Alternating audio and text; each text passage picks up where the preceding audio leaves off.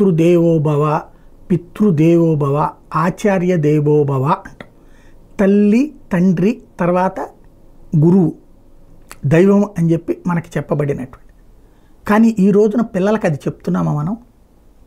చివరికి ఒకప్పుడు మా అబ్బాయి సరిగ్గా చదువుతున్నాడా లేదని తల్లిదండ్రులు వచ్చి మా చిన్నప్పుడు స్కూల్లో అడిగేవాళ్ళు. సరిగ్గా చదవట్లేదని 4 కొట్టైనా చదివించండి అని చెప్పేవాళ్ళు. లేదా ఇంట్లో మీరు వర్క్ ఇస్తున్నారయ్యా, ఇంటి దగ్గరకు వచ్చి 1 గంటలోనే వాడు వెళ్ళిపోయి ఆడుకుంటున్నాడు, 4 కొట్టైనా చదివించండి, లేకపోతే వర్క్ ఎక్కువ ఇవ్వండి అని చెప్పేవాళ్ళు. అంటే బిడ్డ ఎక్కువ కష్టపడితే భవిష్యత్తు బాగుంటుంది అనేది నాటి తల్లుల యొక్క ఆలోచన, తల్లిదండ్రుల ఆలోచన. రెండవది, టీచర్కి దండించే అధికారం ఇచ్చేవాళ్ళు. కానీ ఇప్పుడు దౌర్భాగ్యకరమైన పరిస్థితి ఏంటంటే టీచర్లని జోకర్లుగా, టీచర్లని బ్రోకర్లుగా, టీచర్లని కమెడియన్స్గా చూపించడం సినిమాలలో వచ్చిన పాపమో, లేదా సమాజంలో వచ్చినటువంటి పిల్లల మీద అపరిమితమైనటువంటి పిచ్చ ప్రేమలు.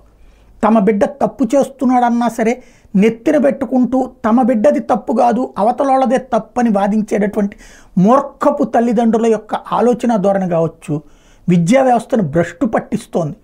మనకి నిన్న కాక మొన్న జరిగినటువంటిది, చిన్న స్టూడెంట్ని మందలించినటువంటి కారణం ఆ స్టూడెంట్ దారి తప్పాడని ఏదైతే రాయలసీమలో జరిగినటువంటి ఘటనలో ఆ మాస్టర్ని ఆ స్టూడెంట్స్ కొట్టి చంపారంటే ఎలాంటి రాక్షసత్వం తయారవుతుంది.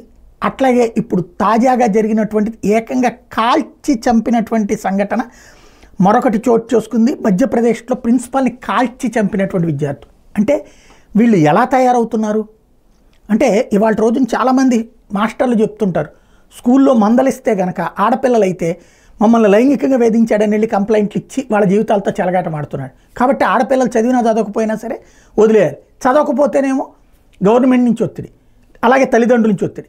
చదవమని ఒత్తిడి తెచ్చినా ఒత్తిడే, చదవమన్నా బాధే, చదవద్దన్నా పట్టించుకోకపోయినా బాధే. చివరికి మాస్టర్లుగా వాళ్ళు నరకం అనుభవిస్తున్నారు, నిరంతర నరకం అనుభవిస్తున్నారు. దానికి తోడు కేసులు ఎదుర్కోవాల్సి వస్తుంది. మాస్టర్లు చేతిలో కర్ర ఉంచుకోకూడదు, ఇది నిబంధన. కర్ర లేకపోతే ఆ మాస్టర్లే కొట్టి చంపేస్తున్నటువంటి సంఘటన మరొకటి. చివరికి ఈ పరిస్థితి ఇలాగే సాగితే భవిష్యత్తులో ఇప్పుడు బీఈడీ తర్వాతన మాస్టర్లకు ఇచ్చే ట్రైనింగ్లో ఏది నెక్స్ట్ స్టెప్ ట్రైనింగ్స్ అని ఇస్తూ ఉంటుంటారు. ఇంగ్లీష్లో కొత్త తరహా బోధన, సైన్స్లో కొత్త తరహా బోధన, మ్యాథ్స్లో కొత్త తరహా బోధన. రాబోయేటటువంటి రోజుల్లో మార్షల్ ఆర్ట్స్లో ట్రైనింగు, కరాటే, కుంఫు, కర్ర సాధన, కత్తి యుద్ధాలు, వీటిలో శిక్షణ ఇవ్వడం బెటర్ ఏమో. అప్పుడు అవతలోళ్ళ నుంచి ప్రాణాలు కాపాడుకోవడానికి లేదా వాళ్ళకి బుల్లెట్ ప్రూఫ్ జాకెట్లో, ఐరన్ తొడుగులో ఇచ్చి పంపిస్తే బెటర్ ఏమో. నిజంగా సమాజం ఇంతగా దిగజారిపోతుంది అనైతే అనుకోలేదు. కానీ ఇవాళ రోజును చూస్తుంటే పాపం మాస్టర్లు అని బాధపడాలో లేదా ఆయా మాస్టర్లకి విలువివ్వని సమాజాన్ని చూసి చేదరించుకోవాలో అర్థం కావట్లేదు.